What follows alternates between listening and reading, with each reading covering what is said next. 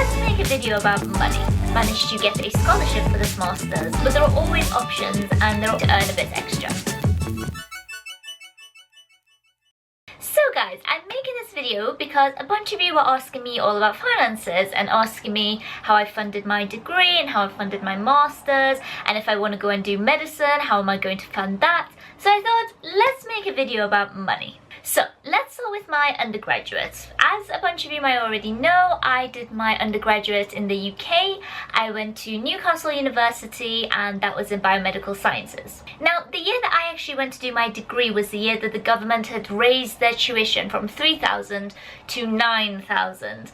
But the good thing is that we could get loans for it. And I know it's a bit more annoying for other international students who may have to pay, but if you are an EU national, then you can get a tuition loan which will cover your £9,000, and then you can start paying it back once you start earning over 21,000. In addition to this, the government will also give you a maintenance or a living loan. This will be means tested, and what that means is that the amount of loan that you get or the amount of grants that you get, by the way, loan is what you have to pay back and a grant is something that is just given to you, but I'll talk about definitions in a minute. So yeah, when it comes to your living expenses, again, you can either get a loan or a grant, and this is means tested. And what that means is that it depends on your household income. So your parents or your carers or whoever you live with. And typically the trend is that the higher your household income, the smaller the amount of loan that you will be entitled to. I think they go off on the premise that, well, you know, if they come from a wealthy household, then their household will be able to support them through university. But I know that's not really the case for a lot of people because, you know, you might be like one of 5 kids. So even if you do come from like a wealthy household, you know, your parents might not be able to help you as much as you need. But that is the way the system is. Also guys, I know some of you might be asking what it's like as an international or an EU student. Honestly, I'm not sure. I do know that as an international student, typically you either have to be self-funded or funded by your own government. But I'm really not sure about the EU. But for those of you who are from the UK, you will get a living loan and tuition fee loan, which is what I did. Now, in addition to the loans that the government might give you, there are lots of other ways to secure some funding throughout your studies. And this is what I meant about the definitions. So there are things like grants, bursaries, scholarships, or sponsorships. And I've got the definitions written here, and I've got these from Save the Student, which I will link below. So grants are available to anybody who satisfies a certain criteria. And again, these are means tested. So for example, say if you are from a lower socioeconomic background, then you might meet the criteria to apply for some maintenance grants. Bursaries are in a way similar, but they have even more specific and stricter criteria. So for example, you might get a care bursary, which means that you are studying while being a carer for a family member or someone. Scholarships tend to be aimed at attracting high achievers to come and study a particular course, but it's not just based on your academic ability or your scores. You can also get scholarships for example, being good at a sport or having a particular talent or doing a particular activity within your community. The final thing is sponsorships, and these can be quite difficult to find, especially for your undergraduate, but the way they work is that, for example, I'm not sure how this works, I'm not sure 100%, don't quote me, but for example, let's say you want to go into the army might sponsor your degree and pay all of your fees, and that you will have to go and, you know, serve in the army later on. But it could also be the fact that a company might fund all of your expenses while you're studying, with the condition that you go and work for them after your degree is finished. And I know for a fact that I'm going to get questions from you guys asking me, oh, does this university have this bursary, or does this course have this grant? And honestly, there's no way for me to be able to share that with you because I just don't know. It's so different, but I will share this with you. If you have any questions, remember that there are people whose full-time job it is to answer your inquiries. So if you're wondering, you know, I want to, you know, look at this university, but does it have some kind of bursary? Ring them up and ask. There's absolutely no harm in it. Now, my tuition expenses and my living expenses were covered by the loans, as I said. But in addition to those, I did a few different things just to be able to earn some money to support me throughout my 3 years. Now, I three things. The first one being that I was a student mentor, and what this consisted of is going into secondary schools and giving talks to year 9 and year 10 students about higher education. We also did a whole bunch of things about learning skills, teamworking abilities, how you can become a better student and advance your grades, those general kind of things. The second thing I did was that I worked in a bar. A pub.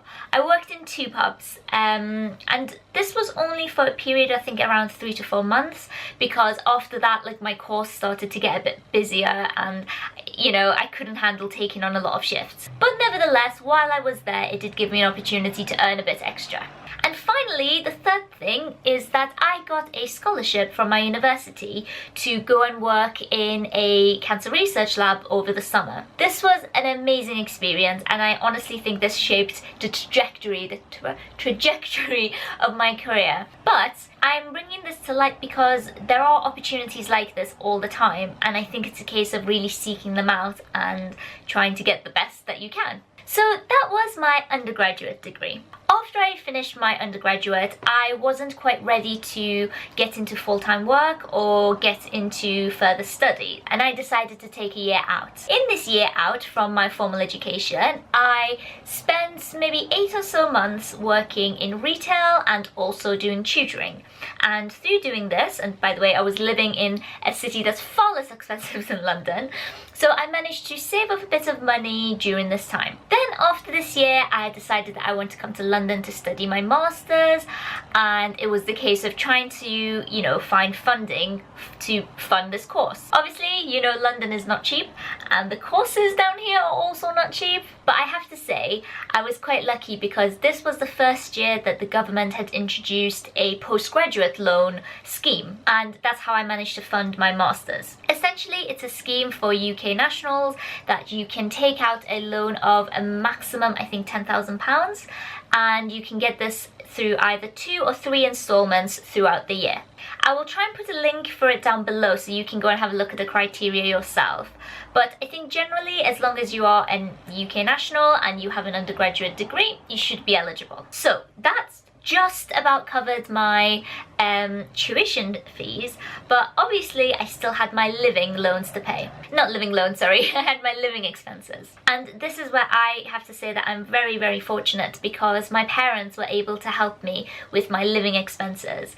Obviously I had a little bit of money saved up from when I worked, but the most of it was my parents' generosity that, you know, helped me get through.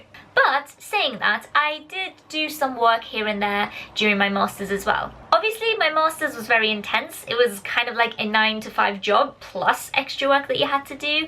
So I wasn't able to, you know, do a substantial job. But I was an after-school science club tutor for a while, so I managed to save up a little money from that. You know, it wasn't a lot, but, you know, an extra couple of £100 goes a long way. So after graduating my master's, I took like the biggest leap of faith ever. I had found myself in a situation where my accommodation that I was staying at, which was postgraduate halls, was running out, and they were going to kick me out on the 8th of September. And now I was a bit stuck because I hadn't found a job at that point, and I was like, okay, so I can either move back home, apply to jobs, and then once I get a job, move back here, or I can just take a leap of faith, sign a contract for a flat, and just keep my fingers crossed that I find a job. Honestly, it was a risky move, but I did the latter. As soon as my contract finished with my other place, I got this flat with my lovely housemate, and then it was kind of a nervous waiting game until I found a job. But thank God I found a job. It's at King's. I'm so excited. I know I keep saying this, but I do feel very fortunate that my parents were help me as much as they did, and I'm very well aware that, you know, while some people's family can help them, that's not an option for everybody. But just remember that there are always different ways that you can, you know, find funding and be able to get help financially. For example, one of my friends on the course managed to get a scholarship for this master's. So in addition to taking out the £10,000 a UK loan for postgraduates. She also had her entire tuition fee covered just because, you know, she was a great student, and also the fact that she was eligible to apply. So don't lose hope. I know that when it comes to finances, things can be a little bit touch and go, but there are always options, and there are always options to work part-time or try and secure bursaries. It's literally the case of ringing up everywhere, asking people, and trying to find something that will suit you.